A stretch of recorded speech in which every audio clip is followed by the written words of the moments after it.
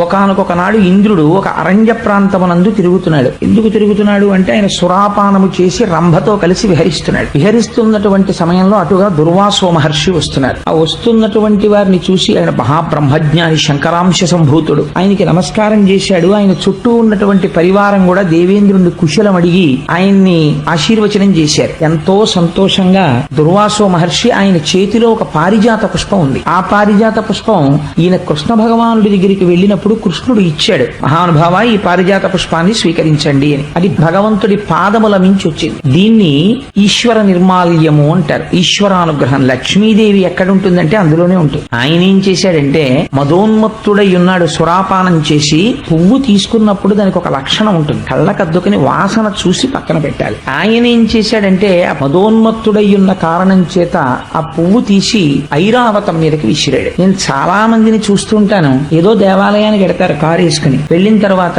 వచ్చినటువంటి వాళ్ళు ఆదరింపబడవలసిన వారన్న ఉద్దేశ్యంతో ఈశ్వరుడి మెడలో ఒక పెద్ద పుష్పహారం తీసి వాళ్ళకి ఇస్తారు. వీళ్ళు వెంటనే ఏం చేస్తారంటే తీసుకెళ్లి కారు బాయినెట్టికి తగిలిస్తూ ఉంటారు. ఇంద్రుడు ఐరావతం మీద వేయడానికి పుచ్చుకున్న దండని ఈశ్వర నిర్మాల్యాన్ని పట్టుకెళ్లి కారుకు తగిలించడానికి తేడా ఏముంది నాకు చెప్పండి. ఐరావతం మీద వేస్తే ఆ ఐరావతం విశేషమైనటువంటి తేజస్సుని సంతరించుకుంది. అది భగవంతుని యొక్క నిర్మాల్యం. అది దాని శిరస్సు మీద పడింది. అది స్వీకరించి అది తేజస్సు పొంది ఇంద్రుణ్ణి మోయడం మానేసి అరణ్యంలోకి వెళ్ళిపోయింది. మానేస్తే దుర్వాసో మహర్షి చూసి అన్నారు, నీకు ముకుంద పాదార విందముల నుండి వచ్చినటువంటి పారిజాత పుష్పాన్ని తిరస్కరించావు కనుక, ఐరావతం మీదకి విసిరావు కనుక ఉత్తర క్షణము నీవు ఐశ్వర్య భ్రష్టుడవగదువుగాక. నీకు ఐశ్వర్యం పోతుంది. స్వర్గలక్ష్మి ఇప్పుడే బయలుదేరి తన స్వస్థానమైనటువంటి వైకుంఠంలో ఉన్న మహాలక్ష్మిలో ఐక్యమైపోతుంది. ఇహ స్వర్గమునందు ఐశ్వర్యం ఉండదు నీకన్నా. ఈ మాట అనగానే శత్రువులు వచ్చేస్తారండి. ఒక కారణం ఉండాలి కదా పోవడానికి ఐశ్వర్యం. రాక్షసులందరూ వచ్చేశారు, చుట్టుముట్టేశారు, పడగొట్టేశారు. పోయింది ఐశ్వర్యం. ఇప్పుడు పోయింది కాబట్టి ఏం చేయాలి? తెలుసుకున్నాడు. కారణం ఏమిటో తెలుసుకున్నాడు.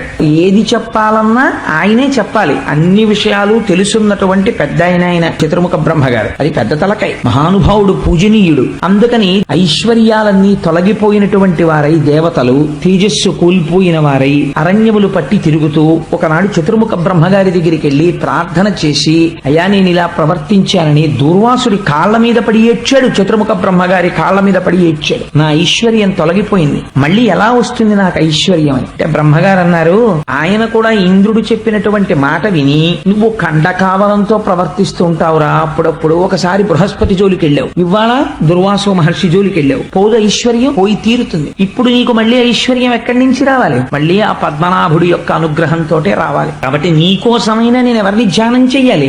ఆయననే ధ్యానం చెయ్యాలి.